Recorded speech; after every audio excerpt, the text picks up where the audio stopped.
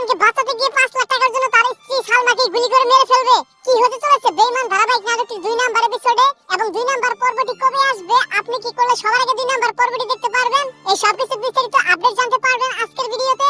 আজকের ভিডিওটি সম্পূর্ণ দেখতে থাকুন। হ্যালো ভিউয়ার্স, আসসালামু আলাইকুম। কেমন আছেন সবাই? আশা করছি প্রত্যেকেই অনেক বেশি ভালো রয়েছেন। তো ইতিমধ্যে পল্লিগ্রাম টিভি ইউটিউব চ্যানেলে নতুন একটি ধারাবাহিক নাটক আপলোড হয়ে গিয়েছে। নাটকটির নাম হচ্ছে বেঈমান।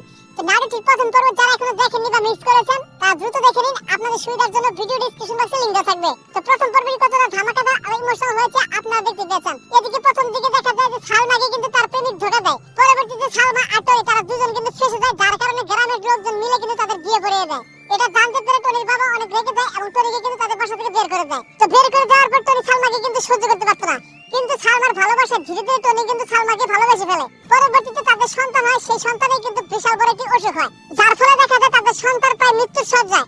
ঠিক ওই সময় তার সন্তানের 5 লাখ টাকা লাগবে অপারেশন করতে, না হলে তাদের সন্তানকে তারা বাঁচাতে পারবে না। এটার জন্য টনিকে একজন খুব বাজেভাবে ব্যবহার করে, যে একজনকে মার্ডার করে দিলে তাকে 5 লাখ টাকা দিবে।